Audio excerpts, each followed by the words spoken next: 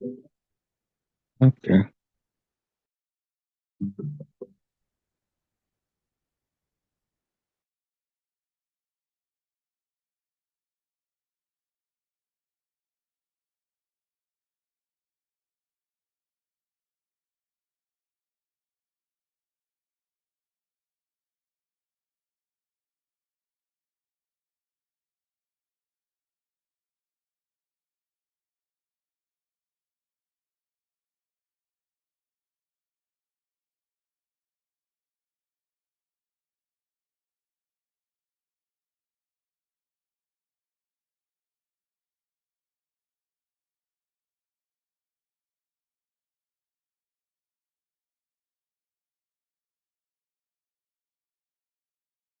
Good evening, everyone. How is everybody doing? Good. Doing good, Dr. D. Great, great. Happy Friday, everyone. Happy Friday. We are going to start here shortly. I appreciate everybody's time. This is Eretmis Cyber Chat. We do this every Friday night, and we know every Friday you are going to get something for your toolbox. This is for like-minded cybersecurity professionals who want to excel in the cybersecurity space, whether you're already in the space already, you're already working as a security professional, or you are looking to branch or switch into the cybersecurity space. This is the place for you to be. We appreciate everybody's time. We are starting time now, and tonight is going to be one of the very important discussions in the cybersecurity space. If you are trying to break into the cybersecurity space, you can do the training, get the hands-on, but then interviewing, the whole job placement assistant process, you need some guidance to be able to scale that also as well. So that is what we are going to be discussing tonight, and I appreciate everybody's time. It's going to be myself, and Michael is going to be my co-pilot for tonight. So let's get started. We are transmitting live on YouTube. So I appreciate everybody's time. For folks who are not able to join us, but will be able to join us on YouTube. And then also, once we are done, the videos are posted on YouTube. This particular one is being streamed, and it's also going to be posted on YouTube as well. So you are welcome. Let's get started. So for tonight, we are looking at the top cybersecurity interview questions and answers, and we are going to give you some more tips and insights into cybersecurity interviews as well. So kindly hold on tight, and we are going to get started. This is brought to you by Eretmis Academy. We do this every Friday night, and like I always say, it's Friday night. You could have been anywhere else, but you chose to be here with us to share in the knowledge, and we appreciate that. And we are going to make sure the hour class that you are going to spend with us is very useful, and you are able to gain something for your toolbox. So I'm Dr. Emmanuel Edu. I'm going to be your pilot, and my co-pilot is Michael tonight. I'm a former United States Army captain. I'm a member of Forbes Technology Council. I'm the CEO of Eretmis Inc., a cybersecurity consulting firm based out of New York, and also the founder of Eretmis Academy, a cybersecurity institute based out of New York. We train cybersecurity professionals as well. I'm a former professor at University of Maryland Global Campus, and then also CTC, and you are welcome. Eretmis Academy, we are partners with CompTIA. We are authorized CompTIA partners. And what that means is that we have a 20% discount on all vouchers, CompTIA vouchers, that we push down to all our Eretmis family. So if you are looking to sit for any CompTIA exam, kindly reach out. We are going to help you out with a 20% discount, right? And also for everyone on here, when you attend Cyber Chat, your time is not wasted. Simply put hashtag team live in the chat and take a screenshot of it. You can use that to renew your security plus, security analyst, and other certifications that you might have. For renewing for certification renewal, there are two ways. You can either choose to sit for the exams again, or you can choose to use what they call continual educational points. So different organizations, they call it different names, CEU, CPE, regardless, they just want to see that you are continuously improving yourself as a security professional. So attending Cyber Chat, every single session counts as one continuous educational point. So you can use that as well to renew your certification. So if anyone, you are coming up on certification renewal, you just have to go to the website of whatever certification that you have, look at the renewal. They have like the steps, whether you want to resit or for the exams, or whether you want to use continuous educational points. And for WhatsApp, now we have a Cyber Chat WhatsApp group just for Cyber Chat. We have that set up already. I think we have almost like 70 plus folks on there. And we have our old Eretmis cybersecurity group that is almost full. I think we have like 3 slots left on that one. It's 1,025 is almost full. So we keep adding 2 or 3 people, and maybe 2 or 3 will get out, and we put more people in. So you can also join that as well. The link will be posted in the chat as we are going on with tonight's session. And on YouTube, we are also on YouTube. We are transmitting live on YouTube right now, and the video will be posted as well once we're done on YouTube as well. Now, for tonight, we are going to be looking at cyber news, and then we will look at our 2025 interview questions and answers. Now, in the news, I know most folks here, guess what is going to be in the news tonight? There was a big cybersecurity news today. That is what is going to be on cyber news. Any takers for $1? Who is going to get this one? I think everybody's going to get this one. Capital One. Ebenezer put that in there already. ByteDance, TikTok, yes, of course. Right. So our cyber news tonight, we've talked about this, I think 4 or 5 times already. When the whole entire, thing started, TikTok is getting banned, and, we kept going on. They got, a date, 19th of this month, and they appealed it. They went all the way up. I think the case was heard today, and what was the result? Supreme Court still holds that what Congress did is in line with their duties. So TikTok, if they don't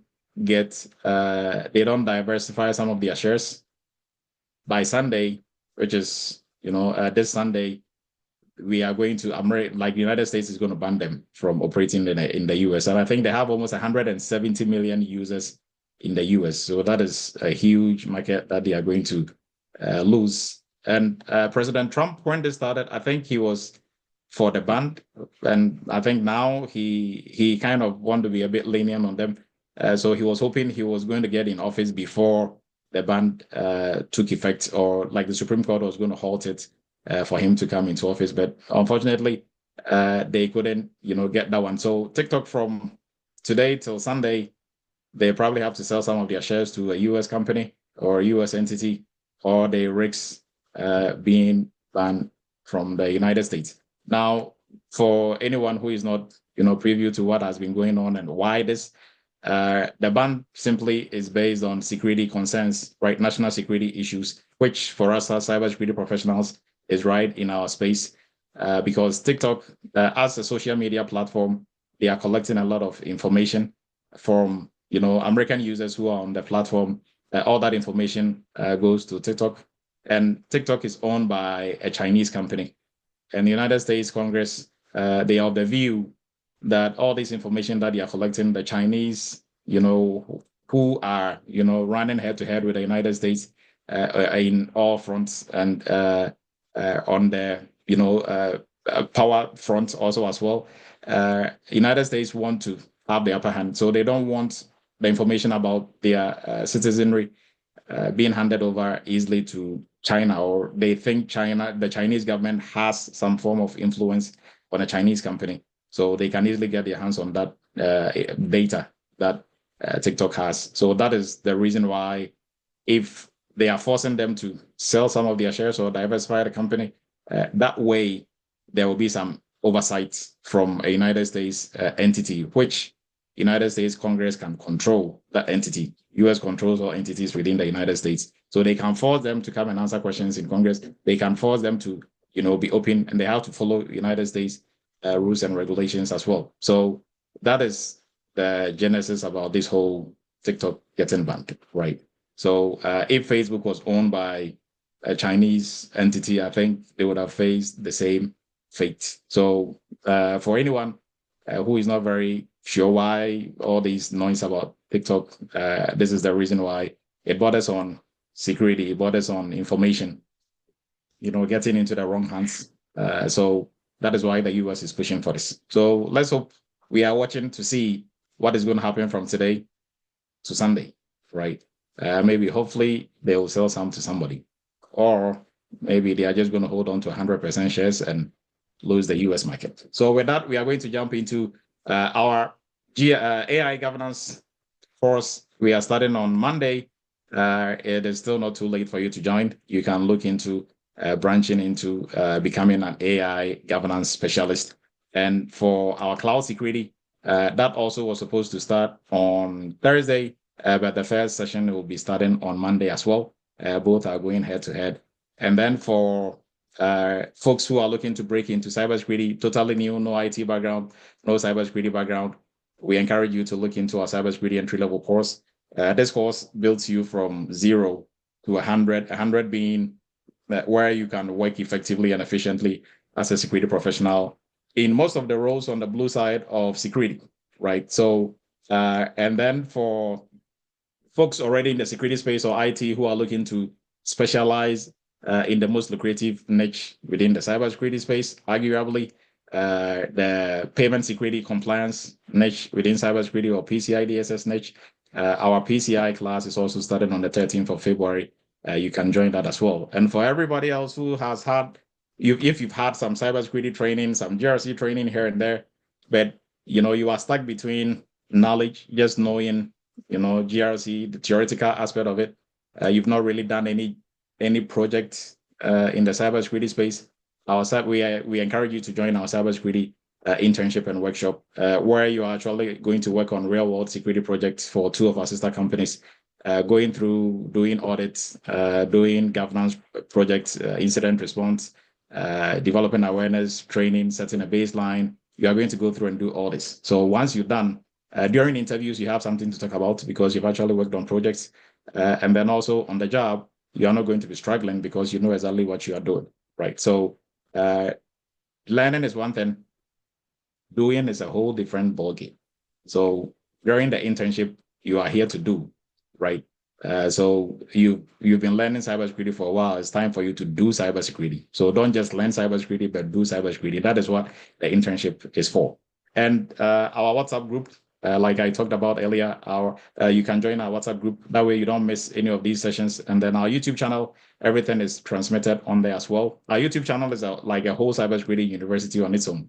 So if you are looking to get into any of our programs and you are not ready yet, you can learn a lot from our YouTube channel. So we are going to jump into our 2025 cybersecurity interview questions and answers. So that is our topic for discussion tonight. So what are we going to be looking at? What are the discussion topics? So we are looking at these topics. There's a lot that we can really talk about in this one. I think we might have another session on interview prep as well. But first, we are going to look at what employers and hiring managers are expecting from you during a cybersecurity interview, right? The very last thing you want to do is to be in an interview and you don't really know what they are expecting from you. That is going to affect how you deliver your answers, how you prepare even for the interview before the interview date. And then also we are going to look at how to prepare for the interview, selecting interview dates and time. So if somebody reached out to you and said, hey, we want to interview you as soon as possible, will it be possible for us to interview you this afternoon? Will your answer be yes or no? Right? We are going to discuss all that, how to dress for interviews, the approach, even if you are it's going to be on the phone. How do you really, sound like if you are in front of the person, right? Because that also really counts. And then we are going to look at interview questions, what to expect in terms of interview questions, how to prepare for these interviews, how to answer interview questions, and what are some of the likely questions they are going to ask you. Those ones we are really going to look at. And then we have technical and soft skills or non-technical interview questions in the cybersecurity space. We are going to be looking at all of that as well.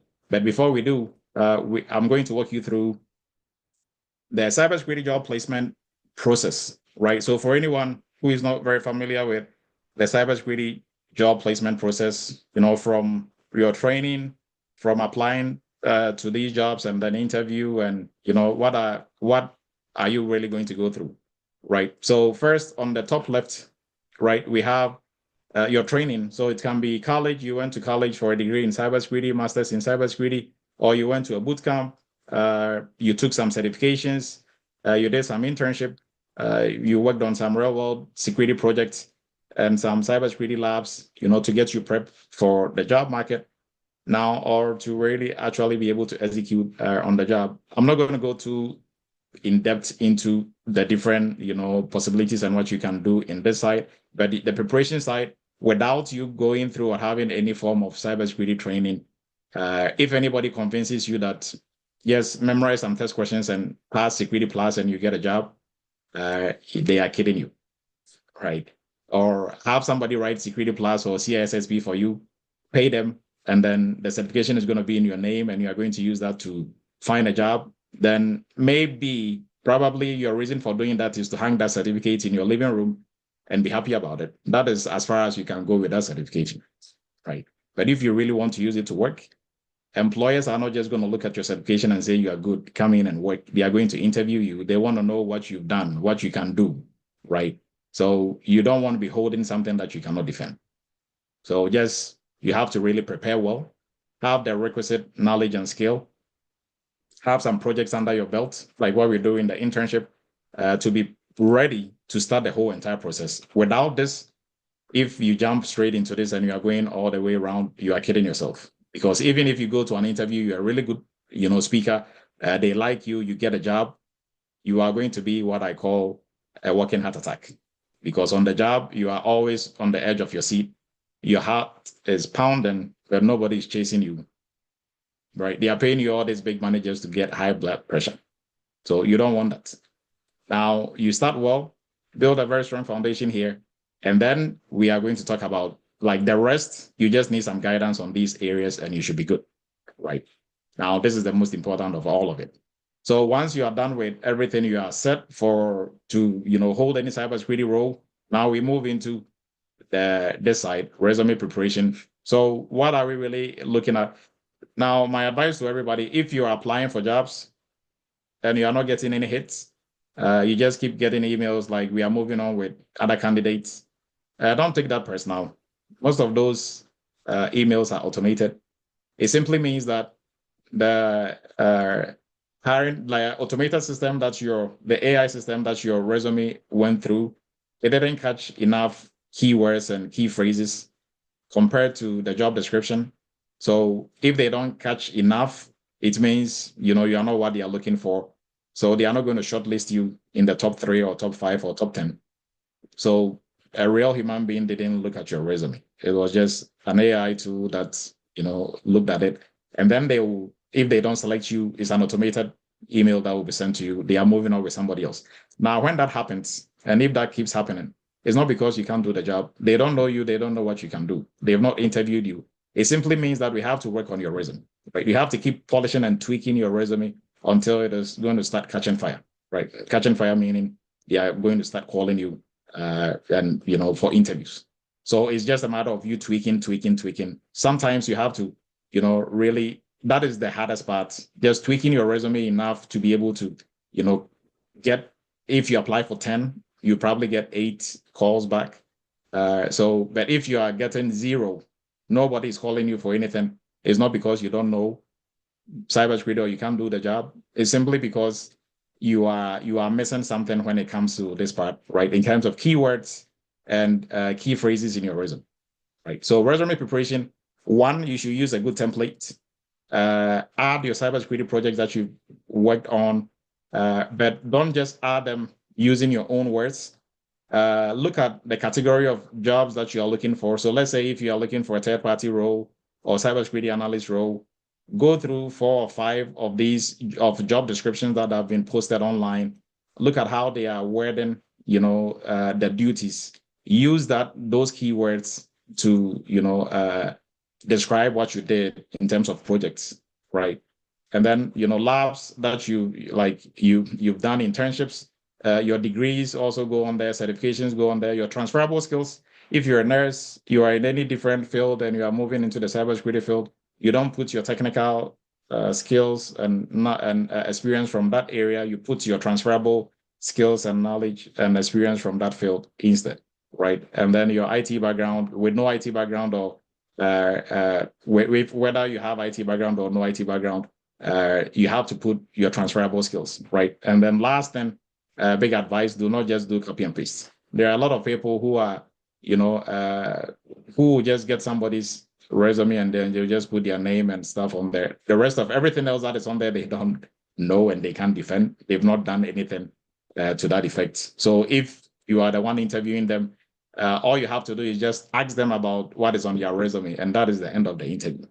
They wouldn't be able to say anything or defend anything on there. They don't even remember some of the stuff that are on there, and you don't want to do that, right? You don't want to do that. You want to put stuff that you've done that you can defend. So if you've not done anything in cybersecurity, all you know is theory, find a place to do something, right? You can volunteer to work for companies for free, or do some internship, or come through our workshop and internship, or, do something, right? Do something that is going to help you build a good resume. And then also during the interview, it is going to help. Now, once this is good and you are getting, calls for interviews, we move into the interview stage. For the interview stage, for all cybersecurity jobs, typically you are going to do 3 interviews, at least 3, right? One will be technical interview, one will be non-technical, soft skills, behavioral, and then another one will be a combination of both, right? It depends on the company. Sometimes they'll do the technical first, or they'll do the non-technical and technical first, and then they will do, sometimes you do the soft skills last. It depends really how they want to structure it, right? Mostly your soft skills will be with a senior role person. So mostly maybe your director, your VP, CISO, if CISO is also interviewing. They are the ones who are more focused on the behavioral side, whether you are a good organizational fit for their company, whether you are going to be like the culture of the organization, whether you are going to be a good fit for that, right? They look at that more so than your technical. For folks who are looking at the technical, we are going to look at them by title. And then once you go through the 3 interviews, if you pass one stage, they'll move you to the next stage. If you pass, they'll move you to the next stage. But for every stage, you have to prepare, right? Don't go to interviews unprepared. That is why when they reach out to you for an interview date, at least give yourself a day or 2. Even a day, I would say, is not enough. Give yourself at least 2 days. It is not how fast you go to the interview that is going to get you the job. It's how prepared you are going into the interview that will get you the job. So if somebody just takes the bait and they call them in the morning, they do the interview in the afternoon, and you took 2 days to also do the interview, it doesn't mean they're going to give the job to the person who did the interview first. They want the best candidate, not the person who showed up first for the interview. So you can show up first all you want. If you are, not well prepared and you're all over the place, you just wasted an opportunity, right? So once they decide you do all 3 interviews and they say you are good, you are their first pick, then you move into, you are hired. Once you get hired, that is not the end of it. The companies that you put on your resume, they are going to do background checks and verify your employment status from that company. So beware of the companies you are putting on your resume. If you have nothing to do with the company, there is nobody there to verify for you or to vouch for you, you will get the job, but you just wasted an opportunity. Because when they reach out to this company and they're like, well, if we don't know John, then that is the end of it, right? So make sure the companies you are putting on there, they can vouch for you. So for like our internship that we do, companies that we are working with and working for, when you do your job verification during the background, we do the verification and they can vouch for you because you've actually done projects for them, right? So, and then you do your onboarding and your orientation, and that will be the end of that process. You'll be in your dream cybersecurity job, mostly working from home and making your 6 figures plus. So this is the whole entire process for anyone who is not very familiar with it. And then also even for those who are familiar with it, I just gave you some key pointers, most especially here. This is where most people get stuck on the resume side. If you are not getting any traction, nobody's reaching out to you for interviews. It's not because you don't know what it takes, or it's because of your degree is not in IT, or your degree is not from the United States, or all that is nonsense. It's simply because you are not doing the legwork of integrating the keywords on the job description to your resume. You are not tailoring your resume to the job description. That is simply it. right? That is it, nothing else. And I can tell you that for a fact. So once this is done, you are getting interviews, then we move into, and if you are not being moved forward, then we have to polish up on your interviewing skills and how you prepare for interviews. And once you get that down, then it's very easy for you to jump into this space, right? So hopefully that is everybody has a very fair idea what we are getting ourselves into. So what are employers and hiring managers expecting from you during a cybersecurity interview? So for the hiring manager, right? For the hiring managers, if you're a hiring manager in a company, what is your job? Your job is to make sure you are selecting the best candidate for any role, right? That you are the one hiring for. So the hiring manager has two main interests. The first interest is their own interest. The second interest is the interest of the company. And what do I mean by their own interest? The hiring manager also has to keep his or her job. So your job as a hiring manager is to make sure you are picking the right talent for the company. So if you hired John, and the next 3 days, next 1 month, next 2 months, John is fired because he's incompetent, he can't do the job. You hired Alice. Next 2 months, Alice is also fired because Alice is incompetent. Then the competency of you as a hiring manager is also in question. Hopefully everybody gets that piece. So the hiring managers has his own interests first before the company's. And because of his own interest, he's also going to do well for the company, right? If he's hiring wrong or making the wrong picks, it means he's going to be the next person who is going to get fired, right? Because he's not making the right choices. So aside that, then he's also going to look at, are you a best fit for the company? So all that is kind of, you can put those interests together as one, so the hiring manager, their main goal is one, are you technically proficient? Two, are you the best person for this job? Do you have the necessary skill sets, soft skills, proficiency? Are you a good cultural fit for the organization? And are you trustworthy and can he rely on you, right? If you are hired, you are very technically proficient and everything, but you can't show up to save your life. The next day, you're supposed to be at work, you had DUI, you are in the police station, you couldn't show up. The next day, you are in this type of trouble. That is a barrier. Although you are technically proficient, nobody will want to work with you, right? So hiring managers, they are looking out for all these things, right? Now, when it comes to the direct supervisor, the person that you are going to work directly with, for them, their main objective is to make sure you are technically proficient because they are not going to babysit you, right? If you are very technically proficient, that makes their job easier. Whoever is going to supervise you or who is going to be your supervisor, you make their work way more easier, right?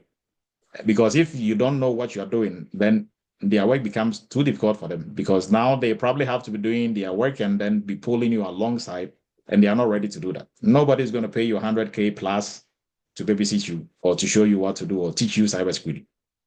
So one, they want to know you are technically proficient, right? Two, and out of that, they also want to know should be able to demonstrate that from your past experience, you are the right person for this role, right? And then familiarity with tools and frameworks and concepts that they use in that company. And then also reliability. Are you reliable, right? Are you going to show up when you have to show up?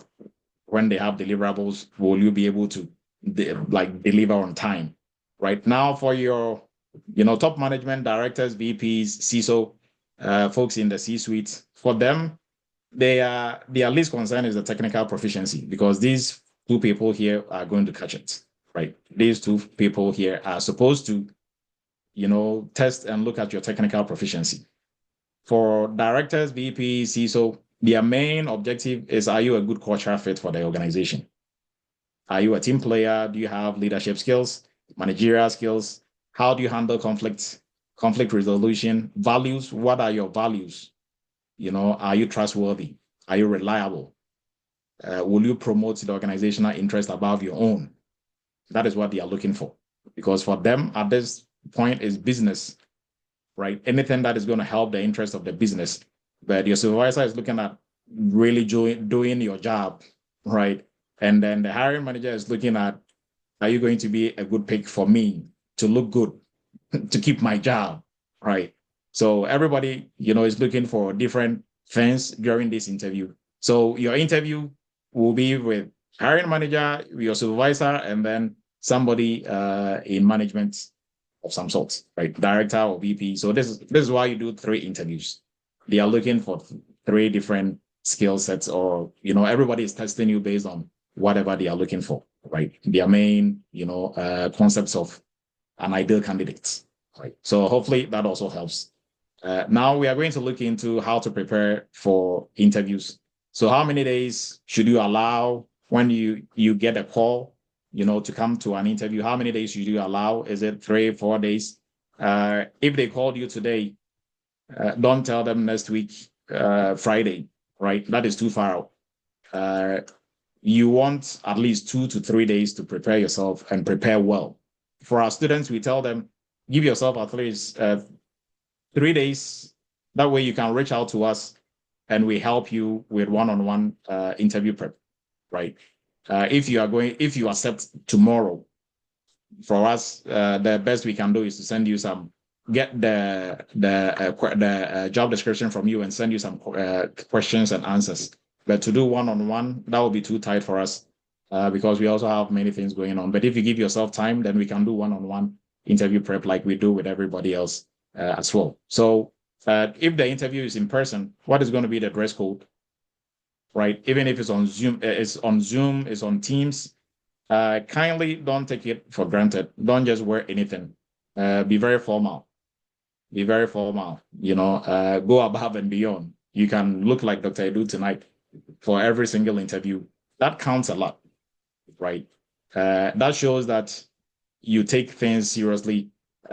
You are reliable. That speaks a lot. You are reliable. You are trustworthy. Because for just an interview, that somebody might think is just an interview where maybe some T-shirt or some Lacoste, but you took that time to really, dress formally for it. So I cannot tell you enough. I've showed up in meetings, even on Zoom, when they were like, "Wow, I mean, you are the very first person who we've had such meetings with, and they come so formally, like so formal, and dressed on point." And even for the folks that I'm talking to, they might just be wearing a shirt or something of that nature, but they will be really impressed, and you leave a really good mark with them, right? What most people don't know is that during interviews, whoever is interviewing you, they are scoring you, and based on how well they like you and how well you portray yourself, if they see you in a certain way, in a certain light, they tend to be a bit biased and give you more points. Because at the end of the day, they all compare points. So like the 3 people who are going to do the 3 different interviews, they grade every single candidate. And when they are done, they'll put all the, points together. Whoever scores highest is the 2 or 3 people they are going to move forward, right? So just your dress code can give you some cool points. So kindly take note of that. And can you use your notes during interviews? Are you allowed to use your notes? Can you be reading from your notes, or that is not allowed? Anyone? Has anybody used his notes or her notes during interviews? Is that allowed?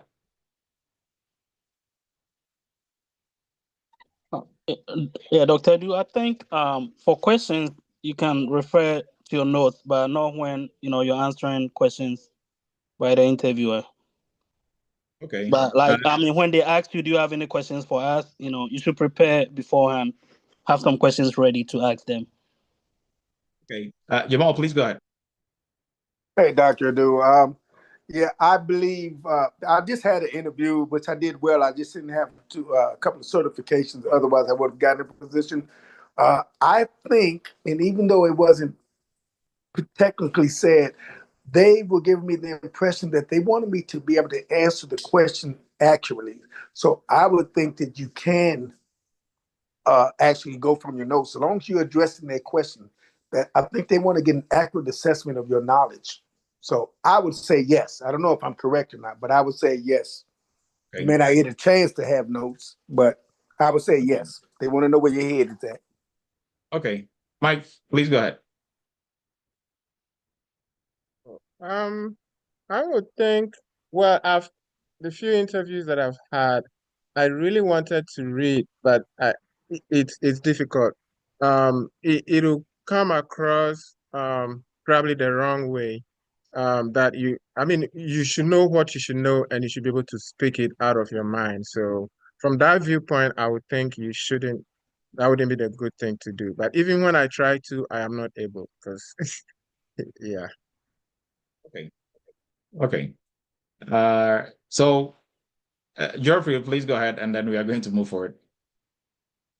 Yeah. So this is difficult for me. There's one thing that they expect from you is you in an interview has to be engaged with your interviewer, and that engagement also has to do with you having a constant eye contact with them. And so, like, Anim just said a while ago, trying to refer from your notes will be, it would come across as, as if you are, rude, or you are reading from somewhere, which could be, tell badly on you. So I'm not sure if I can read from my notes. Okay. Thank you. Frank, go ahead. Last word, and then we are going to move forward.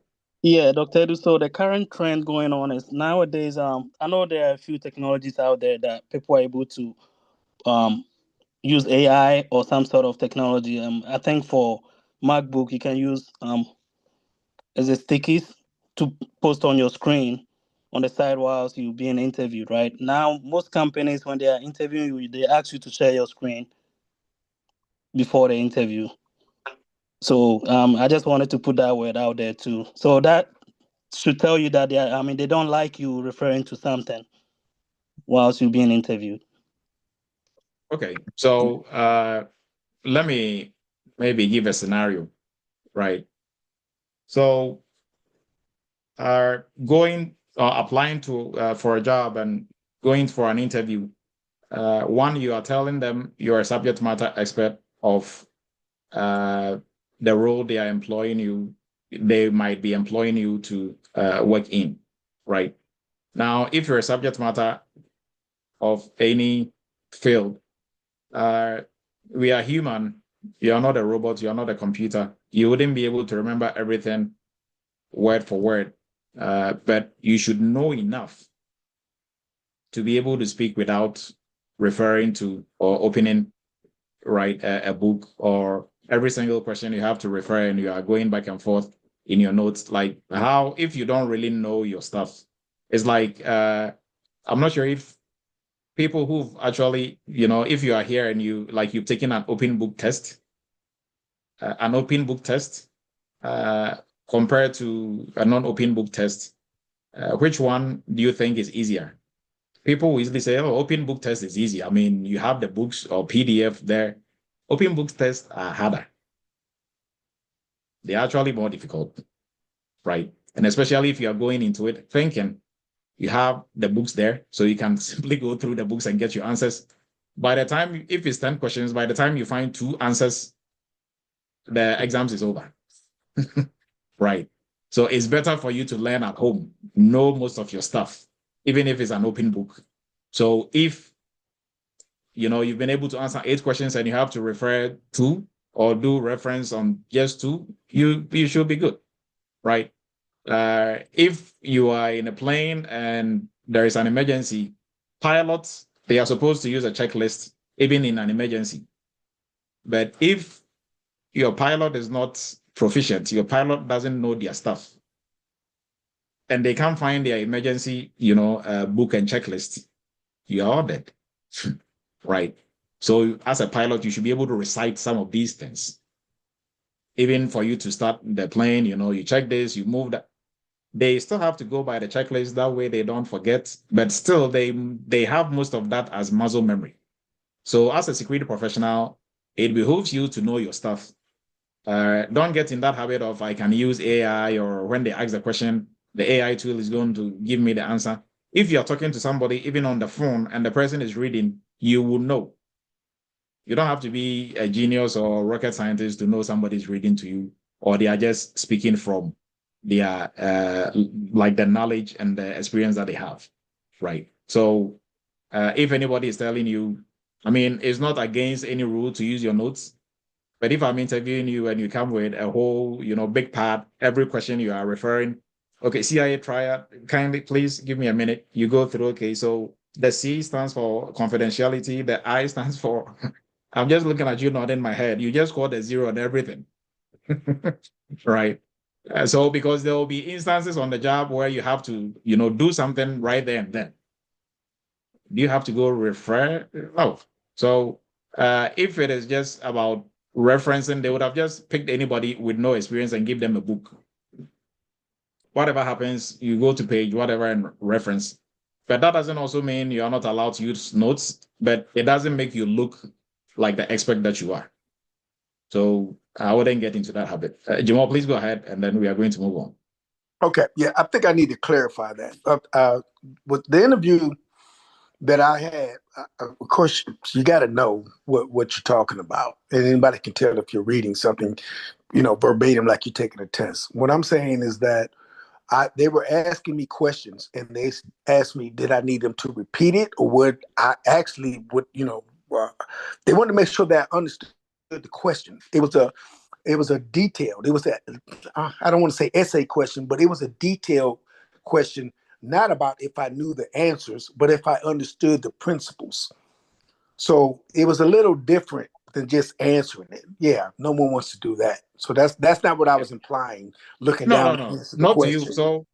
So Yeah. maybe for folks who might not be familiar with, Jamal is in the nuclear business. So if let's say, for instance, maybe probably the interview is maybe like a law, you want to work in a law firm or something of that nature, you are not going to know the constitution of it. You know some of it, some articles and others. Some you have to refer. That is acceptable, right? Okay. I just want to make clear. Yeah. Yes. Okay. Yes. All right. Thank you. So that is totally acceptable. You cannot know everything. It's like you are a pastor going for like a pastoral interview. You should know some verses in the Bible, but you are not going to know everything. So some you can refer, and then they'll ask you, okay, if you go to Luke 12, what is your understanding of it? You have to go to Luke and look at what the passage is talking about, right? So, but at least you should know. You can't go in there as a pastor with no verse in your head, zeros. If they ask you what is your favorite verse and why do you like that, yeah, kindly hold one. You just go through the Bible. Okay, which one is going to be? Okay, I think this one. No, then I mean nobody's going to give you a church to pastor. If same way nobody's going to give you a cybersecurity role if you are referring to everything. You are going back to your notes with everything, right? So hopefully that is clear. Now, what questions are you allowed to ask during the interview? You should also go in. You are going to an interview, but you should go in with some questions as well. And your question shouldn't be, how long is my vacation in the year?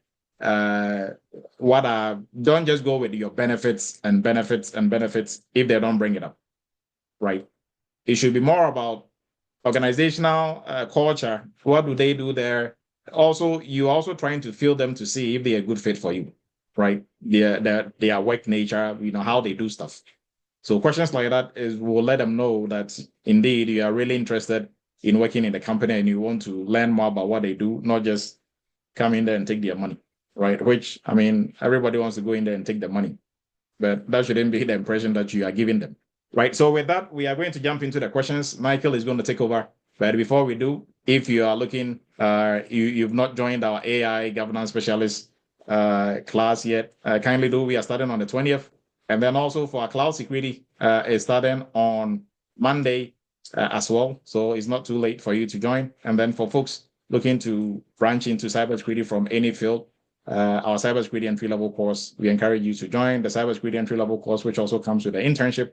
And then for folks who are also looking to specialize in one of the most lucrative areas of cybersecurity is the PCI payment security niche. And then for folks looking to get their hands dirty working on some cybersecurity projects, our GRC internship starts on 25th of January. Now I'm going to hand over to Michael, and Michael is going to take us through the 2025 cybersecurity questions and answers. And we are going to look at it from the soft skills point and then also technical skills point. And then Michael will take us through some of the different roles to expect in the 2025 space, and then discuss a little bit more into those roles as well. So Michael, if you are ready, you can take it away.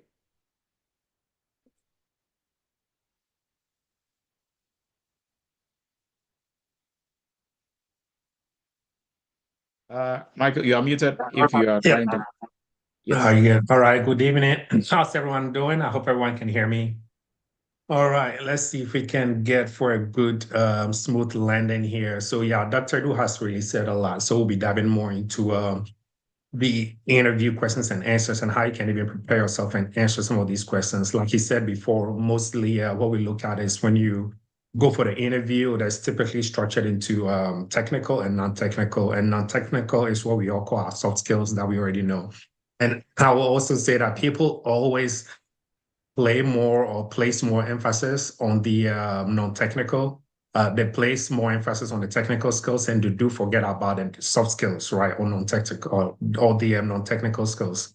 And we've seen a lot of people go prepare themselves well, learn about the CIA triad. They do learn about identity and access management, everything. They go sit in an interview and guess what? They ask you about, tell me about your leadership style, walk me through your last vacation that you went through. Like we've seen people go in and they ask them like typically weird questions just to test the ability to think and also be able to relate to people, right? So just be mindful that in as much as you prepare for your technical skills, just make sure that the non-technical or your soft skills is also at par, right? For the most part, especially those of you who are going to more senior roles, right? Because all you are doing is you are going to become a people manager, all right?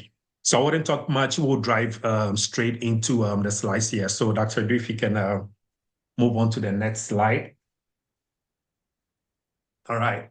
And also, mind you, so I want to preface by saying this, that we'll do our best. We'll give you generic how to answer these Q&As, but remember that every role is a little bit different. So depending on the type of role might probably dictate the type of questions you're going to have, right? But the way we structured this session, the question that we'll go through should pretty much cut across, but just remember that depending on the role and also the level that you are going into, you might have different questions and also different expectations, right?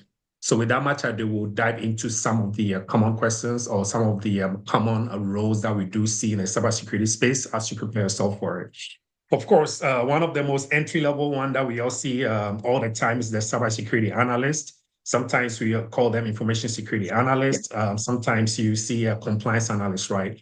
So don't be scared about a title. Sometimes whenever they put a job bid out, they do different ways of coming up with a title.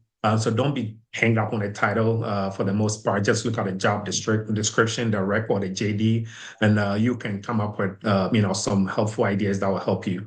So for the cybersecurity analyst, typically what you're going to do is like pretty much an entry level. We typically have like maybe analyst 1, 2, or 3, depending on the organization and how big or the size of the organization, right? So pretty much are going to be monitoring or responding to security incidents, analyzing some threat intel, and also implementing some security measures, right? So those are your typical entry-level cybersecurity roles that you should be expecting, right? I'm not going to waste a lot of time because there's a lot at the very end where we'll be diving into the questions. So I'm just giving a cursory view over some of these roles as we go into the Q&A. So cloud is very, very big. I know we'll be starting a new cloud AI governance course here, but cloud is also very big. So one thing that you need to remind yourself is, as a cloud engineer, just make sure you familiarize yourself with most of the big three that we all know: AWS, right? We have Azure and also GCP, right? Which is the Google cloud platform. That is where you learn a lot about your knowledge in, pretty much the Cloud Security Alliance. They have so many, controls about that Cloud Center of Excellence. You have to learn about your IAM, identity and access management. It's very, very critical. MFA, right? It's huge. Authentication, right? We have ASAMO, OAuth, OpenID Connect, and also network security in the cloud is very, very critical. We have our VPC endpoints, VPCP. I'm not going to go into detail here, learning firewalls, right? Security groups, very, very critical, right? These are all cloud and also basic cloud deployment rules, right? We have our platform as a service, infrastructure, and also software as a service, right? Same thing for pen test, offensive ethical hacking, or what we call our red team, right? So those of you who are very interested in offensive security, these are some of the roles that you'll be looking at. Threat intel is also very, very critical. Most companies, they do a lot trying to put in security controls to help them reduce their risk, but they don't really invest in how they can pretty much analyze all the threats, right? There are some companies that do a pretty good job of doing that, but some they don't, right? There are even external sources that you can even sign up to, right? If something happens in maybe Eretmis LLC, I just opened my new company, Frank LLC, right? They have a board or like a resource where whatever happens, they put all that information in there so you can learn. And, based on your landscape, your environment, you can learn some of the common TTPs, right? Your tactics, techniques, and procedures, so you can see how people maneuver into an environment. Very, very critical. We also have our SOC, Security Operations Center, also very critical. IAM role specialist. Because of time, I will not explain these roles, but this just give me a cursory view here. Compliance is also very huge, right? Cybersecurity compliance manager or analyst, that's where you'll be, pretty much working in the compliance industry, having knowledge of some of these compliance frameworks like PCI, NIST, SOC 2. SOX is also a huge one, GDPR for privacy, and also NIST 2, right? NIS 2, those of you in Europe and stuff like that, right? Incident response is also very, very critical. Of course, the way I know cybersecurity, it's been a while now. In my opinion, I think maybe it should be more of cyber resiliency, right? When something happens, how resilient are you? How can you quickly recover, right? And everything come back to normal as if nothing happened. That is incident response, right? We have an analyst role, also manager role. Next slide, please. I'm trying to go through this a little bit faster so we can dive straight into security architects. It's also very huge, right? Designing, engineering, architecture, how you build your environment, right? For those in the PCI space, you have to make sure you employ your network segmentation, right? How you do your CDE, your CTS, deploy all the firewalls, different environments, creating different accounts. Like these are all cybersecurity architecture, right? And also the big dogs, right? Those of you are planning to advance your career, CISO is very huge. A friend of mine always say, for CISOs, the average lifespan is about 2 years, right? They move to a different company. So CISOs is also very critical. That's more of the strategic vision. Now, let's dive straight into our skills here, right? Like I said before, we have our technical and non-technical. So non-technical is your soft skills. And these somebody will ask yourself, out of curiosity, you can maybe raise your virtual hand here. Which area do you think most people struggled in 2024 last year? Was it technical skills or soft skills? Anybody? Just out of curiosity. There you go. Yep. First person right there. Yeah. Presley, thank you so much. Yeah. So the soft skills, right? Like I said, people spend a lot of time in the technical aspect and they forget to answer basic common questions about tell me about yourself. You have two very successful team. Two people are fighting. How do you resolve conflicts? How do you just basic soft skills questions? Some people really, really struggle because they spend most of their time here. So we'll be diving more into it here. All right. So non-technical skills, right? Which we call our soft skills. So first, tell me about yourself. Tell me about your experience. And this is a way for you to just quick. And I always tell people all the time, right, that interviews are very subjective, right? Typically, like Dr. Drew said, it's typically like a 3-step interview. The recruiter will reach out to you, do like a quick interview just to make sure that the resume that was captured is not a robot, right? It's actually you. So they'll just go through, tell them about the experience. Your next one will be, for the most part, your hiring manager before you go to the panel, right? So you have to create a first impression. So when they tell you get a person like, tell me about yourself and your experience. Tell me about yourself. You don't start and talk about, oh, I'm a guy, I went to school here, I'm married with 5 kids, I have a pet, I have a dog. Like nobody cares about all that information, right? It is very good. You just have to be a little bit strategic, right? Because guess what? You're not the only person interviewing for that role, right? There could be 5, 6, or 7 people, right? So if you don't step off on the right foot, right, sometimes most of these hiring managers or those who are trying to interview you, they've been working throughout the whole day, right? They literally do not even check, right? I'm speaking this from experience. Typically, we don't even check the resume. Typically, you are working, you have like a quick block, maybe 30 minutes to an hour or 45 minutes. They put out on your calendar. The recruiter put an interview on your calendar to interview people, right? So maybe probably 5-10 minutes before the interview, that is when we actually take our time to look at a resume. Sometimes we don't, we just go with the flow, right? So it is, very critical that whatever you say at the beginning will set the tone, because when the debrief time comes, if it's like a 3-step interview, the panel interview, they go sit and they all discuss, okay, who is our top person? So that is when you have to make sure that you set off on the right foot, because if you don't set off on the right foot, most people already tune their mind, like, okay, we are waiting for the next person, right? So tell me about yourself. You have to be very, very brief, very, very succinct, right? So look at the role that you are applying for, right? What is the job about, right? And what I always tell people is before you enter into any interview, look at the company, go to their website, look at the about section and look at what the company is about.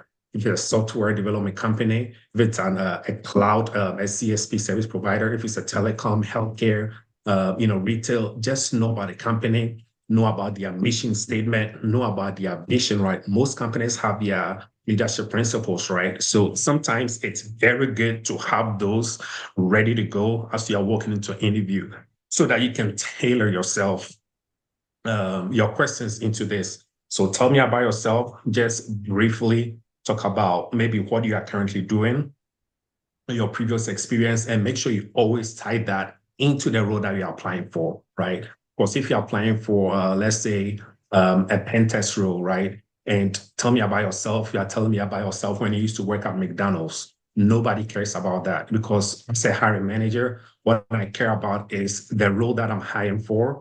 What are you going to do to help me, right? So tell me about yourself, just quick, brief, let's say compliance analyst or compliance security manager. I've worked in this company. In my previous role, I was responsible for maybe X amount of people. If you're not a people leader or an IC, what we call an individual contributor, I was responsible for these compliance frameworks. I always had to make sure that PCI or SOC 2 working into the company, like just very brief, straightforward, onto the point, right? And this is when typically, depending on what you say, that will also come or lead to the next questions, right? So tell me about yourself and experience, just quick, introduce yourself, the reason why you are here. Like I said, if before you join, you start an interview, read about the company's mission, vision statement, and try to tie your answer, right? If the mission of the company, as an example, is maybe providing world-class service to our customers or whatever, or all inclusive, whatever the case may be, as you are telling them about yourself, maybe a servant leader, right? Try and tie that into this, right? Your goal is always bring people up. You recognize the best in people, you bring on the ability. You always want to dive deep. You're a very curious person. You always want to see the root cause of, like, try and come up with ways that you've done in the past, like I said, tied into the mission and vision statement of the company. In your experience, you don't have to tell them about 10 years ago. It has to be very recent, right? So the current role that you are working on or the previous roles, right? They don't want to know about your 5-6 jobs that you were doing about 5 years ago, right? So very brief, very straightforward to the point, and be very concise. So another questions you get is, walk me through your daily previous job as a cybersecurity role. And this one, you don't want to be very lengthy, right? You can just start off by, of course, every day, you start with, reviewing your emails, looking which one is priority. You do like a triage, whatever is priority, you start responding to. You come in, if it's the beginning of the week, you come up with your plan. If you are a people leader, you assign tasks, whatever they need to do, you make sure they work on. Right day, you meet with them, get a recap, make sure everything has been done. You talk to your team during the course of the week. If there's any escalation or there's anything that need to do that they foresee that they will not be able to, they should let you know so that you can work on it, right? These are some of the things that you do during the course of your day. This will depend on the role that you are working on or what your current job is. Same thing, why do you want to work for us? Well, that is questions that typically throw people off, right? We all know as soon as you apply for a job, you all know you want to work for them, right? So you have to say something that will really, and I always tell people that sometimes also read the room, right? I've seen people before they go into a job role, they try, and I wouldn't advise, but just whatever works best for you. Some people like they go to LinkedIn and research about the people. I've seen people do that. It works for them. Some people, it don't. Because when you go to LinkedIn, you check the profile of the person and you see a lot of certification, you get scared, right? So you have even defeated yourself in the first place, right? So whatever works best for you, I'm not going to tell you which is the right way, but why do you want to work for us? You read the room and you look at the job description, you know the need, because when you start an interview, you know exactly what you're looking for. Typically, when the recruiter, they'll do a pretty good job of telling you what the role is all about, the person they are looking for. And typically the hiring managers, very good hiring managers, before they start, they'll just start to introduce themselves. They start with what they are looking for, what they expect this person to be, right? If it doesn't go that way, just look at the job description and just read the room, look at how everything goes, right? So why do you want to work for us? We just talk about the need of that particular job. If they need a compliance security manager or compliance security analyst, you know that some things are always needed. You're very experienced in different frameworks. You've upgraded a common framework, because most companies, they have like different compliance frameworks that they do work on, right? Maybe SOC 2, PCI, SOX, and it's very difficult having common control, right, across all these frameworks. So some of the things that you've done is you came up with like a common control framework that if you test for this control, like test once, apply to many. Like some of these, things that you can talk about can really, really help you, right? And also, like I said, you research about the company, you go to their website, their mission, vision statement. So depending on what you see, you can also tie into that. Maybe some of the values might fall straight in line in what you do. So that is when you can highlight some of those things, right? What makes you different from others? Of course, everybody can speak about themselves all the time, right? You know, that's what we will always tell you. It's like we are trying to, it's like a marriage proposal, right? And I'm using this as a metaphor so I can kind of explain what this is all about, right? If you are trying to be a partner of someone, right, you have to make sure you convince that person enough that, okay, you are the person that can lead them to the next level, right? So you have to say something that can really, really set you apart from others, right? People that come in for the same job interview, they might have the same college degree, they might have the same level of experience or certification, but what sets you apart? Your soft skills. Now you can relate to people, paying attention to detail, some things you cannot teach. So when you read the room, you can literally come up with things that will really set you apart. Like I said, a job description, familiarize yourself with the company, read the room. When you see the flow, that is when you can come up with some of these things. So the best thing I always tell people is, if you're not if you don't do a good job about reading the room and knowing the expectations, some of the things that you can always say for you are all inclusive people, inclusive person. You always try to bring the best out of people. You pay attention to detail. You try to dive into root cause of issues so it doesn't happen anymore. You always try to come up with ways to motivate the team, reduce cost, save costs, reduce all the times. Just come up with ways, like whatever the case may be, just highlight things that is very, very salient or critical to the job that you're applying for, right? How do you handle conflict, right? ADR is very critical, like alternate conflict, dispute resolution, right? So, and typically, whenever you enter every interview room, right, we call something the STAR approach, right? And sometimes you are being graded based on how you answer this question. So whenever you hear any question, tell me about a time. Once you hear that phrase right there, means you have to answer your question using the STAR approach. So tell me about a time you handled a team conflict. So that is when you use a STAR approach, right? And the STAR means it's an acronym for your situation, the task, action, and result. So how did you handle team conflict? Maybe in my previous role or the current role that you are working on, You had two great individuals. They were very, very exceptionally doing very well.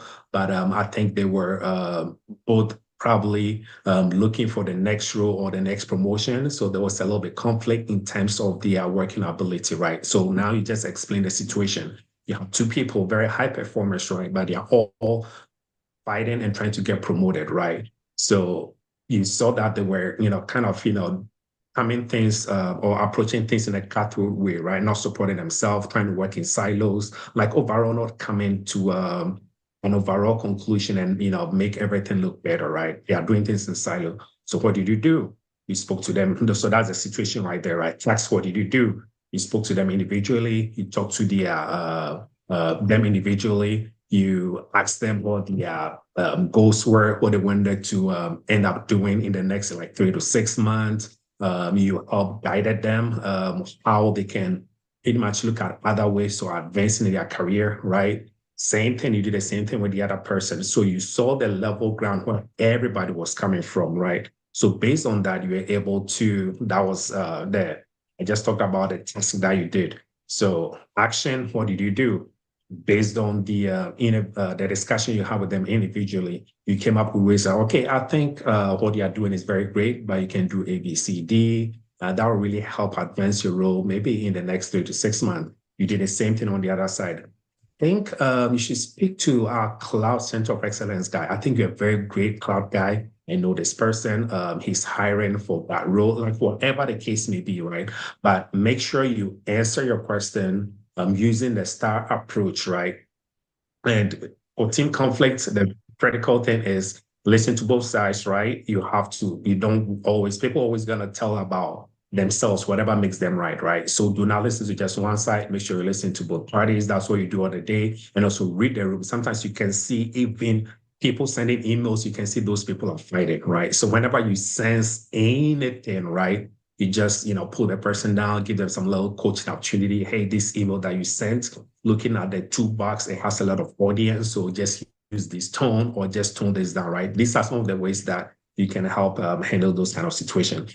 So next question, I didn't even see that. Tell me about a situation. Guess what? Tell me about a situation. Same thing, you use the STAR approach. Situation, task, action, and result. You sold an idea to your boss and how you did it.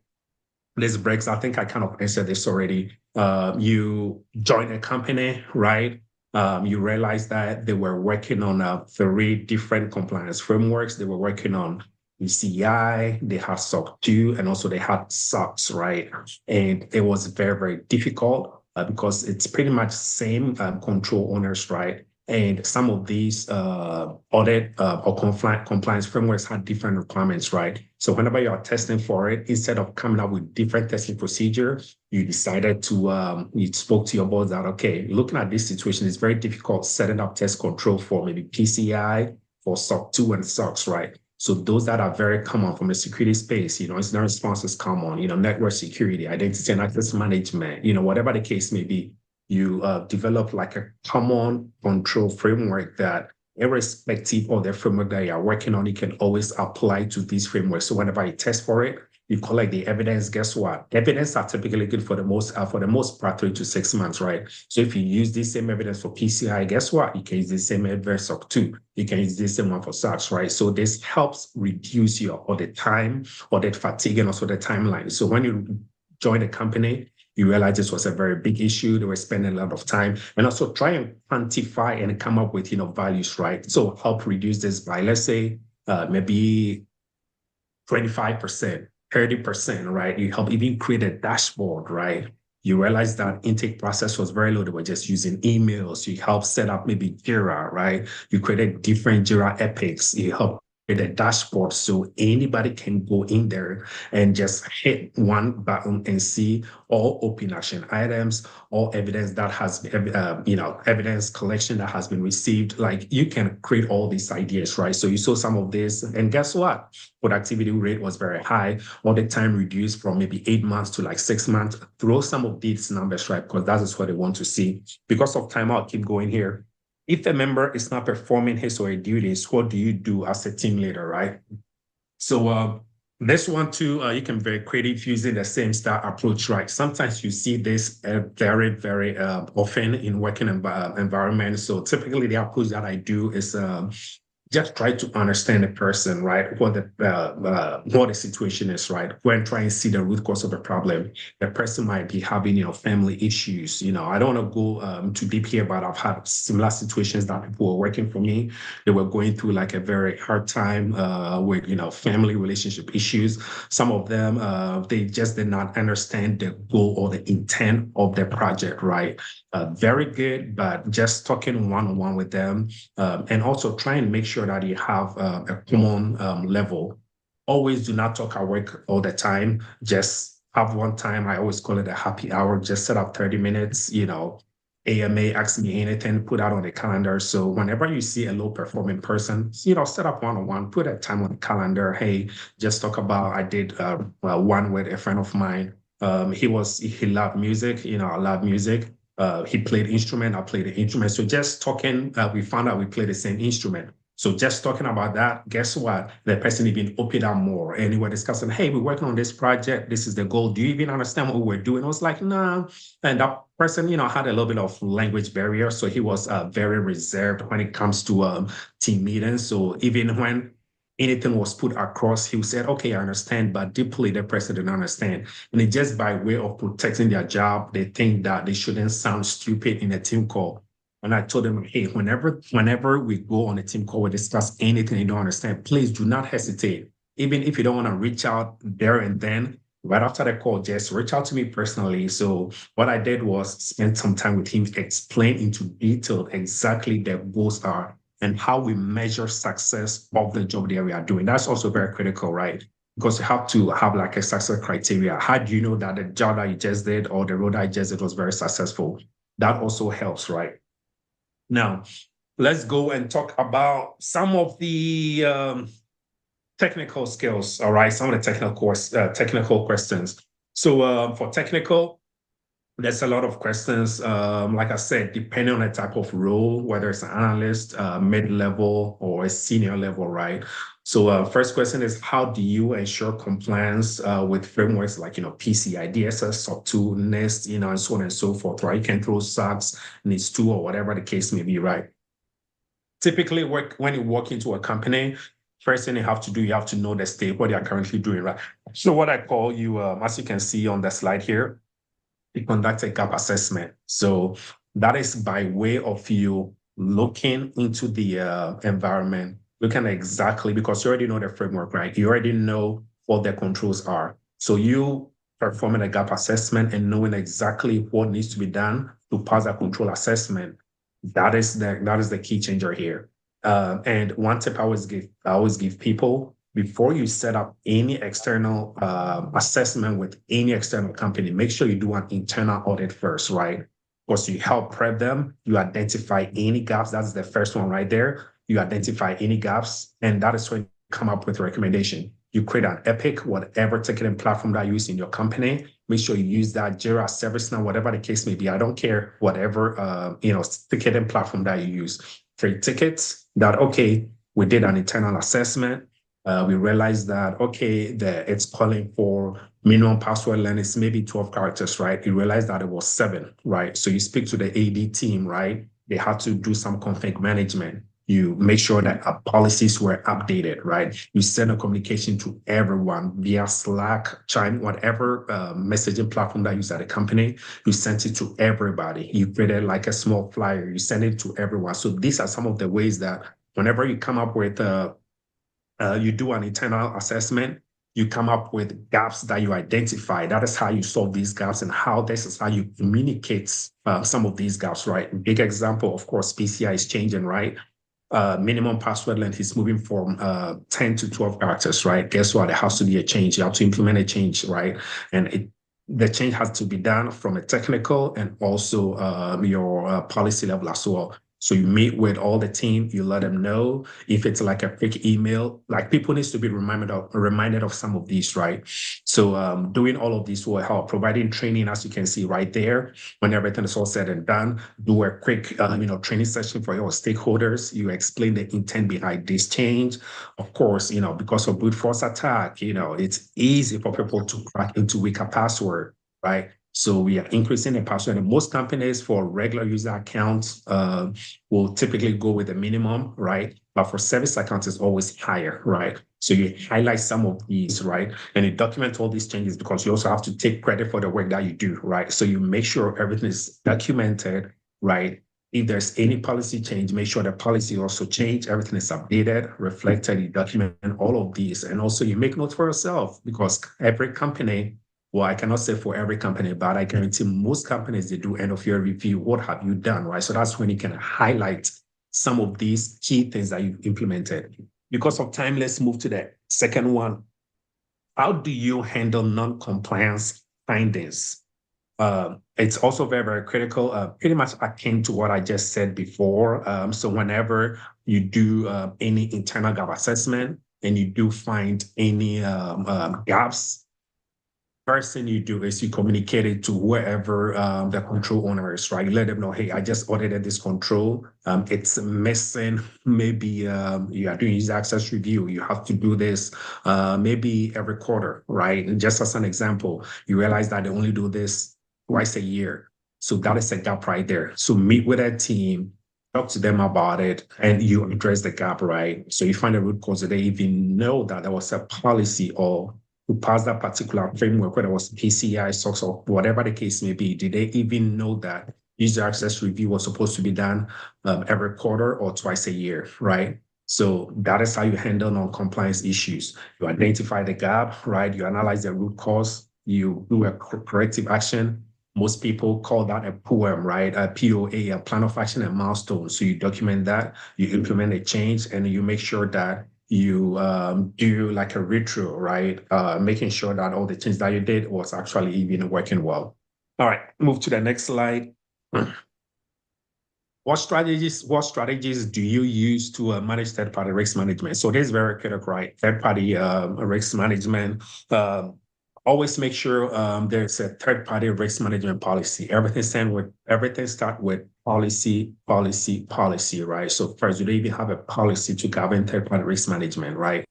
If you don't have one, guess what? You create one for there are so many tools, right? CIS Control, they have a very good template for any policy that you can think of, right? You can just create it through that CIS Control policy template that they do have, right? So first thing, you make sure they have a policy, what is in the policy. If it needs to be reformed, make sure you do it. You pretty much need to have an inventory, right, of all your external stakeholders, right?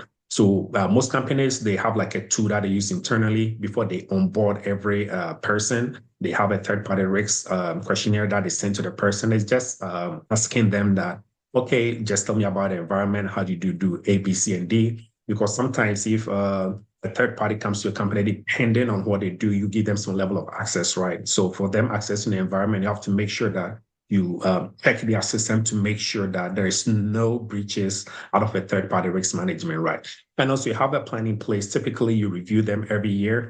You do a good assessment every year, just making sure nothing has changed on their environment that will affect your environment, right? So you do this all the time. And also you put a law clause. Sometimes we run this through your legal team as well, so they can review all the contracts. They should always let you know whenever there's any significant change in their environment that will affect yours as well. So make sure they document that to you. And also on the other side, you always ask them if they have any compliance initiatives that they do follow, right? So if they have like a SOC 2 certification, they have a PCI AOC, make sure you collect all those artifacts. Most companies, they do have like a partner trust portal where you can log in and grab all those artifacts, right? It's a way to prove or, attest that they are having a very good compliance framework and they do follow strict compliance rules, right? All right. So how do you stay updated on evolving compliance regulation? Very, very critical. So job blogs, most of these compliance frameworks, right? They do have their own websites, right? You can sign up for, newsletters, for PC as an example. They have an application. You can install that on your phone. You can have alerts, right? And also, the regular part of job boards, like exactly what we are doing right here. Sometimes we share those cybersecurity insights, tips about what's going on. Just be a lifelong learner, right? I cannot stress this enough. Like, be very curious, right? NIST is coming up with a new post-quantum cryptography standard, right? They come with a new AI governance, right? United States, they just instituted a new, cybersecurity program, right? Critical controls they need to follow. Like, right, listen to the news, right? Most people have like daily cybersecurity news or podcasts that they listen to. Be very curious. If you don't understand anything, just Google it. YouTube it. Like, there's so many professional boards out there that you can leverage and have a good professional network, right? Like we have here. We all have this. The people who speak all the time. Just visit LinkedIn pages and stuff like that. You can see all these things. All right. How do you ensure security policies and procedures are effectively communicated and followed across the organization? This is very, very critical, right? Everything starts with the GB controls, governance, policy. Every year, every policy needs to be updated, right? So that is the way you make sure everything is updated. How do you communicate this? So typically, for the most part, due to when you do any new hire orientation, it's part of the training that you do, depending if it's a video or in person, they have links to all the policies, right? Typically, you see your annual security awareness training and also acceptable use policy. These two typically are baked into the annual security training. If you're an SDE, you do like your, secure code training, right? But typically, this is how you see how some of these are disseminated, are pretty much distributed across the company. One, your new hire training, onboarding plan. Two, your yearly security awareness training that is done across. Like I said, it will contain all the security things that you need to know about the company, not susceptible to like a phishing attacks or social engineering. Most security awareness training will include your acceptable use policy. You have to read it or have a link to all the policy portals so you can review all the policies. Some of this, if you don't go through it, it will not even allow you to complete the training, right? So these are all part of it. And also leadership, when there's any training, of course, if you don't do it, it will send an automatic email to your manager, right? So your manager will ping you as well. Like, I don't know how every company is different, right? So depending on how the company is set up, there are so many avenues that they deploy their training to make sure it's effectively communicated to everybody. All right. So I hope you have, taken some points, and please feel free if you have any questions, feel free and raise your hand, right? And how do you handle a situation where a business unit resists implementation of compliance control? So this is very, very critical, right? So it's very critical. You always has to understand exactly where this is coming from, right? Naturally, humans are always resistant to change, right?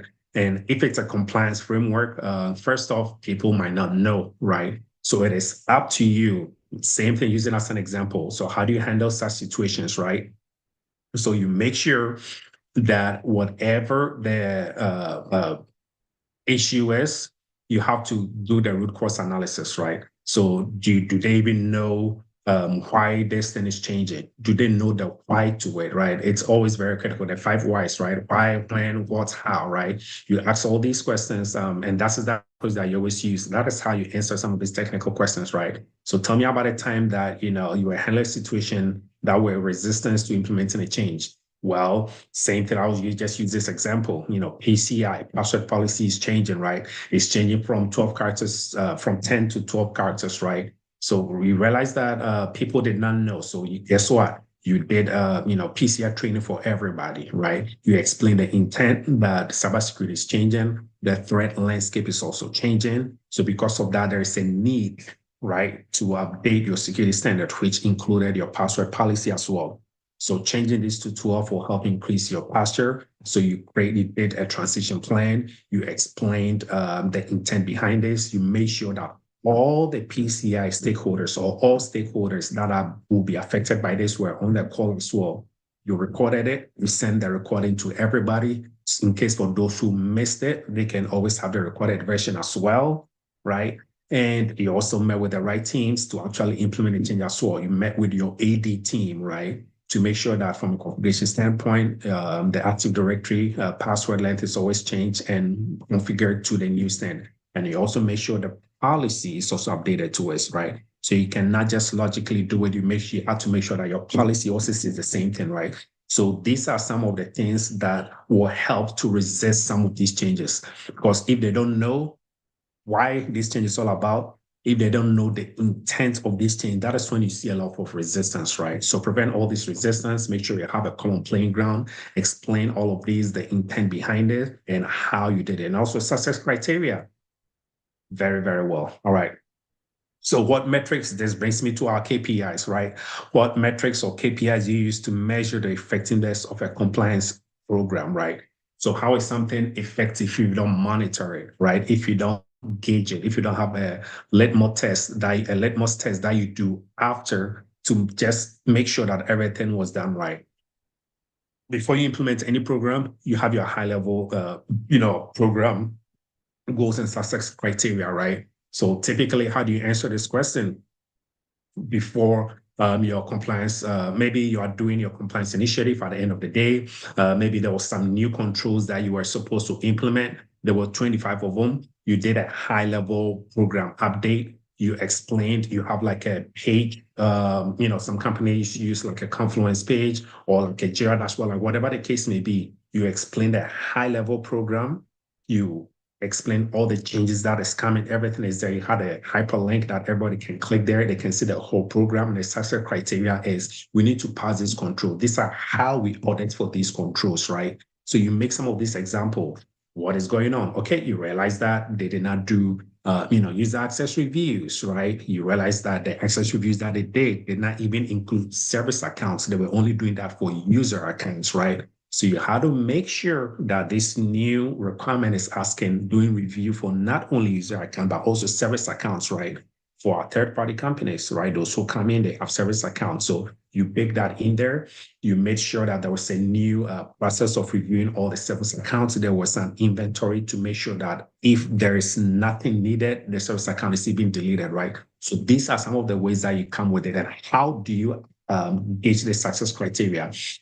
At the beginning, when you create a high-level plan, you know that to be successful, you need to make sure you implement A, B, and C, right? So your success criteria is doing an audit to make sure that all your deliverables were achieved, right? So that is very, very critical as well. And also incident response times and resolution areas, frequency of non-compliance. So non-compliance is very critical, right? There's no way that every company in the world will have everything on point 100%. Right? That is why you were hired. If everything is 100%, guess what? You will not be hired, right? So coming in, identify some of these gaps, creating a plan of action and milestone, having a dashboard, having a success criteria on how to measure your performance is always very, very critical. So these are some of the ways that you measure your effectiveness of your compliance program. All right, is that it? Yeah. So I will open up to the floor here and see if anybody has any questions here. Because of time, there's a lot to go through here, but we'll just stop here. I will open it up for any Q&A. If there are any questions that is bothering your mind or you want us to dive into, please feel free and bring it up. All right, Michael, I want to chime in here real quick. So for all interview questions, most especially the trick to answering soft skills, which is the one that almost everybody struggles with, right? Because it is kind of subjective. You don't really know whether you are saying the right thing or not. Now, the goal to be able to, hit the right notes when it comes to non-technical or soft skills questions is to understand and know the intent of the question. They are asking you that question for a reason. They are looking for something. That is why they are asking you, tell me about yourself. Right? They are not just asking because they are like they want to be friendly. They didn't just meet you at the bus station and they want to be friends. They're asking, tell me about yourself. They are looking for something specific. So it is up to you to know that ahead of time, the specifics that they are looking for to be able to hit the right notes. walk me through your day, in your previous job as a security professional. This is where most people also struggle with, right? If you've never worked in cybersecurity space and this is your first time, what do you say? I mean, walk them through what, right? And this is where it is also very essential and critical for you to have worked on some projects, because now you are going to walk them through projects that you've done. But aside that, whatever you are doing today, if you go to the office, you check your emails, you are a nurse, what you are doing is no different from what other cybersecurity professionals are doing, right? Some of these activities, they are common in all jobs, right? So the point that I'm trying to make here is you should know why they are asking you that question and exactly what they are looking for. So tell me about yourself. Like Michael said, it's not about the school you went to, your hobby, the church you go to. That is not the intent of the question. If you say all of that, they are going to nod and say, okay, that's good, that's good. But then they're really looking for the real answer of why they're asking you that question. Tell me about yourself should be in relation to the job description. Your previous or past experience should be in relation to the job description. So your past experience as it is relevant to the job description, right? The only language they understand is, are you the best fit and will you be able to help us move from point A to point B? So all the soft skills questions, if you have this mindset, you'll be able to nail them, right? How do you handle team conflict? They are not just saying that to, see how you handle team conflict, but they want to know if that situation happens in their company, how would you handle it? So how have you handled team conflicts in the past? So you have to really, for the soft skills portion, you have to really understand what they are looking for and, that will help and guide you in your answers and your delivery. For the technical portion, you either know it or you don't, right? So before you go to the interview, make sure you are, you are going through the job description for all the technical side. For things that you don't know and you've not done, at least read up on it, be able to speak intelligently about it. You are by no means going to tell them you're an expert in something that you not know or you've not done. But at least if you speak intelligently about it and they know, okay, you are trainable when it comes to that side. If you can do 60, 70% of what is on the job description, the ones that you are not 100% on, yes, I mean, they can train you on, or, they can work with you on it. And mostly it's not everything on the job description that you're going to do anyways, right? So for the technical part, it's kind of straightforward. What is going to, get you is the non-technical. And for all the students from us who will go through a couple of interviews before they land their cybersecurity job, where they struggle with is the non-technical, right? And that is what every cybersecurity professional, people who are trying to break into it, or even those who are in it already, this is what is going to get you on your interview process, right? Rosemont, please go ahead, and I'm going to hand over back to Michael. Michael, you can take it away still. Go ahead, Rosemont. Okay, thank you for your presentations. Initially, you were talking about during an interview, what questions that you can ask. So one thing came to mind, and I wanted to get your opinion on it. So what if you decide to ask the panelists about how important your role is to the organization or to them? Is it a good question to ask? Because as a job seeker, you would also want to know whether the role that you're applying for, it's something that is important to the organization, and they are not just checking a box for maybe a compliance or an audit satisfaction. So how is it okay to ask such a question? And if it is, how do you maybe recouch it so that you don't come off as being overly confident in asking that question? Okay, I think Michael will take that. Go ahead, Michael. Yeah. No, so Rosamond, that is good, but what I'll always advise is, in my opinion, I don't see any company will advertise a role that they don't have a need for, right? So in a smart way, right, the way you can ask this question is, what are you, or what what exactly are you looking for in this particular role? What are your pain points? What are some of the struggles that maybe your first 60, 90 days you want to then use this new person to achieve? Then when you go off a different tangent and try to, like the way you did it, maybe it might sound a little bit abrasive to them because in the first place, why are we hiring if there's no need, right? So by just trying to tailor that, what is the pain points of this particular role? What are you really struggling with in the first, 60, 90 days? And that's a very good point, right? And that even brings me to this point that whenever you enter any job interview and they ask you, hey, do you have any questions for me? Always have at least 1 or 2 questions. Never said, nope, I'm good, right? Always bare minimum, just ask, hey, what is maybe my first 60, 90 days, how's that going to look like? What is the pain points of the company? What you are currently struggle with that you think will be a very good point to start with? Some of these questions will really help. I don't know, because of time, I don't know if Dr. do you have anything else so we can move to the next person? And was it Rosamond? I hope that that really helped. Yeah, Yes. thank you. Yeah, Michael, go ahead. No, I'm good. I was going to take the next person unless you have something to add to Rosamond's No, I mean, you are right on the money. So go ahead, please. Cool.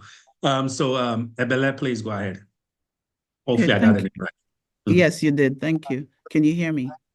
Yes, loud and clear, please. Okay, thank you very much for your presentation. Thank you, Dr. Edu, Dr. Adi. I have a question. It might be a little bit off from what we just talked about, but it's still related in the sense that, am I to assume that some of these technical questions that have been answered here are the kind of things we'll experience in the cybersecurity internship program? Are we going to be opportuned to experience, projects in these companies that we're going to participate in doing some work where we'll have the hands-on to do some of the things that we have discussed in these questions? Absolutely, 100%. Yeah. And I'll probably have maybe, I don't know if anybody who is currently in the cybersecurity course or the internship, they can speak to it. But yeah, 100% on the money. You'll be working on live real projects that will cut across, like the example I'll be making in gap assessment. We are actually doing this right now, common frameworks right across, NIST, CIS, ISO. Like, I don't want to go deep because of the questions that we have here, but yeah, 100%, whatever, we always try to make sure that you not find yourself wanting when you start your new cybersecurity job. We'll give you all the tools, we'll give you all the experience that you need to help you in your next role. So yeah, Ebele, the answer to your question is yes. Okay, thank you very much. Right. You are welcome. Let's go to the next person. Is it Ife or please go ahead. All right. Thank you so much for your time. I have a question, please. I wanted to know what a one-way interview entails, and as a candidate, do you have opportunity to ask questions? Because it's more of a digital thing. You like recording yourself and answering questions you're asked. So I just wanted to know the whole process of how it works and just what it entails, basically. You want to know how the one-on-one interview works in person, or you want to be talking about like a Zoom interview, or what is it? So there's something called a digital interview where you don't get like a physical recruiter or hiring manager to interview you. So you just log into the I think it's an application. You just log in, then you ask questions, and they ask you questions rather, then you record yourself and submit your interview. Yeah, I've seen those in the past before. So depending on the type of interview that they have, just be confident in yourself. And typically these digital ones, like you said, they'll have some pre-questions. They'll ask you to record yourself. So think about it as just a regular interview that someone is going to ask you. But this one, someone is not asking you. It's literally like a robot or like an AI tool or like a, whatever LLM that they are using to record for you to answer your questions, right? So just use as a same platform that even should even bring your stress down and have some people they are very, very good knowledge-wise, extremely experienced. But whenever they sit in front of people, guess what? As if they don't know anything. So even that should even help you because now you don't have like any physical person standing in front of you. It's like you speaking to the wall, a camera, right? Maybe it might be a little bit intimidating at the end, but just calm down, relax. The question that comes up, answer that to your best of knowledge. And whenever they ask you, like I always say, whether it's digital, whether it's in person, whether it's Zoom, whatever the case may be, anytime you go to interview, they ask you, do you have any questions? Just throw something at the end. What is your expectations like for the next 30, 60, 90 days? What is the pain points? What is the struggles of the company? Those type of questions. Hopefully that really help you, Ife. Yeah. So my last question, are you meant to ask a question, even though there's nobody that responds to you, but are you actually meant to drop a question after your interview or after your last questions? Typically, Your they will last tell question. typically will tell you if that particular platform doesn't have an ability to retain any questions. They will tell you that if you need something, follow up with a recruiter. Typically, they don't. You can follow up with a Okay. recruiter. If you have any questions, send a quick email. But typically, before you start the interview, they will tell you that this is only a one-way, right? It's not a two-way to ask and get some feedback because it's a recording. Yeah. But any follow-up has to be through email or Okay. follow up with a recruiter. Yep. Okay. All right. Thank you. Thank you so much because of time. Yeah, George, go ahead. I think we have 47 minutes after 1 hour, so almost 2 hours here. Yeah, George, please. I wanted to say in response to what the digital interview was like. That was Yes. how my interview was like. I didn't meet nobody. They gave me 10 questions, and then I had to practice on those questions for my PCI job. And I practiced with 2 of my classmates, and that's how I got the job. I didn't meet nobody, just digital questions, digital interview, and that's it. So yeah. Thank you. Wow, thank you so much. Is that George Awa? Great to that's hear George from Awa. you. Yeah, so Yeah. just to answer your question, were you Yes. able to ask any questions in return, or you were No. not given that opportunity? No questions. Nice. And how was the intimidation level? Were you, since it was not a physical person, It was better there for me anxiety? because There you I go. didn't have to talk to nobody. Just respond to the questions, and that's it. I mean, you're lucky they even give you questions to respond to. Yeah. So I was able to practice with 2 of my classmates in Eretmis, and that's how I got a job. So that even gives you a better cue. Like he said, I'm also sometimes I go about the bush when I meet people. So this was perfect for me. So yeah. Thank I you have so a much, question, George. please, sir. Yeah, To please buttress go on ahead. what you just said. So was it that they gave you the question, then you went back to read on it, and like you didn't answer on spot? Because I was thinking a digital interview was more of like they give you the question, then you record yourself and you submit it. So the recruiter gave me the question that go and study this question. This is what he's going to ask on the Okay. interview. And that's what helped. So I discussed it with 2 of my classmates, and that's how I got it. Yeah. Okay. All right. Thank you so much. All right. Thank you. Yeah, thanks, George, for sharing your experience. I know it will really help people here thinking about those kind of interviews. Yeah, anybody else? I'm going through the chat here. Please feel free to draw my attention if there's anything that I'm not seeing. I'm going through the chat here to see if there are any other questions. I think that is it. Yeah. So yeah, please, all I'll end by saying, I know we up on time here. Just prepare yourself, prepare very well, right? Because you can really tell during the interview. I know some people, they do not even prepare. It's just their natural nature. They can sit and, just crush every interview. I know some people too, they're extremely smart. It's just very unfortunate that they are not people person. They can not speak in public whenever they sit behind a screen. They just forget about everything. So how do you improve upon that? If you have a spouse at home, brother, sister, spouse, whatever the case may be, just try and practice at home. Just do a Q&A, let them ask their questions. If you'll not do that in person, you want to do a live.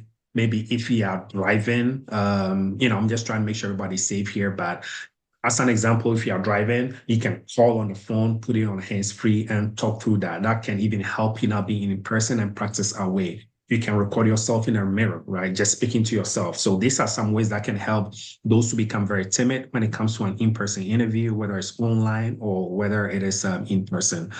So that is it for me here.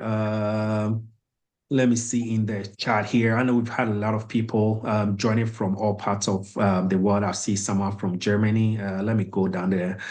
We have Nicole from Atlanta, Georgia. We have Lewis also joining. We have Prasidi coming from New York. We have Maryland, Lovett. We also have Ian from MD, DMV area. We have Lanray saying bonjour, bonjour, bonsoir, my friend. We also have Itohan from Houston, Texas. All right, everything big in Texas. We have someone from California, West Coast. I always call them our left coast people. I hope you are not affected by the wildfires in LA. I hope you are safe, Ebele. Also, MD Neil Thomas, thank you for joining. Osa from New York as well. Uzoma also from New Mexico, Albuquerque. Yeah, nice from the south here. Also, North Carolina from Patricia. Thanks for joining. I'm going down the line here. Probably I might not have the chance to give everybody shout out. We also have Jacqueline also from Houston, H-Town. Thanks for joining as well. Let's see here. Oh, we also have some from Canada. Is that Michael? Yeah, Michael Osai from Vancouver, Canada. Thank you so much. We have Kwame Bafu also joining from Germany. All right. We have a lot of Europe representation here. Thank you. I know it's late in the AM right now, Dawn. So thank you for staying up for this. Hopefully, I know your time was well spent here. All right. Going down here, I think we're pretty much covered everybody. Henry also from Dallas. All right, Katy, Texas, IAH. Victor, thank you for calling all the way, joining all the way from Katy, Texas, IAH. Let's see who else. Jeffrey from Savannah, Georgia. All right, Georgia, friends. George also from Houston. Mill Creek, Washington, left coast people. Thank you, Sherwin, for joining from Washington State.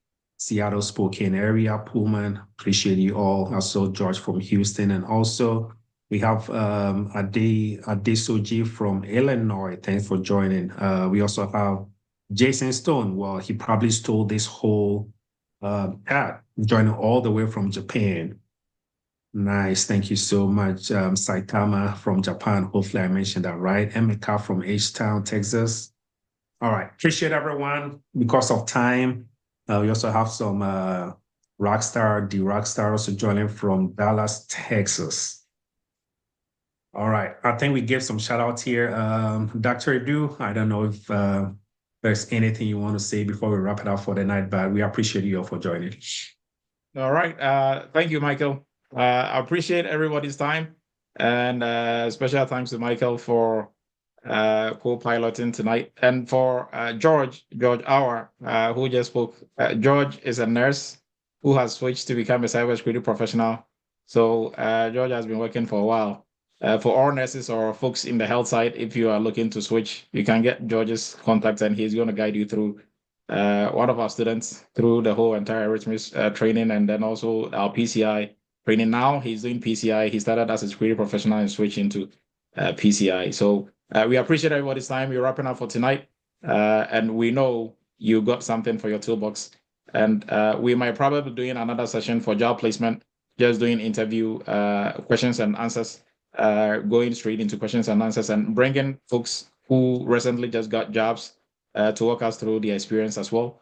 And we do this to help build your confidence and to let you know maybe if you are doing something wrong, you'll be able to polish up on it, right? So like I said in the early part of the session, if you're applying for jobs and you are not getting any feedback, it's not because they think you cannot do the job or something about you as a person. It's simply because you are not tailoring your resume well. So we just have to work on it and tweak it. For every single person from the Eretmis family who has gotten jobs, they went through that, right? Sometimes you apply, you get, 1 or 2 calls, and then it just go dead, right? For your 5, 6, 7 applications, nothing.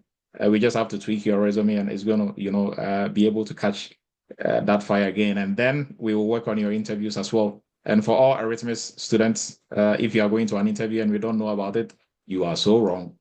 Reach out for help. We are here to help and guide you. So appreciate everybody's time. Have a great weekend.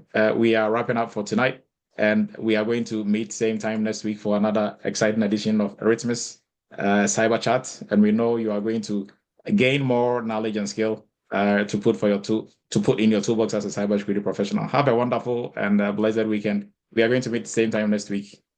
Have a great weekend, everyone. Take care, Doc. All right. Good night, everyone.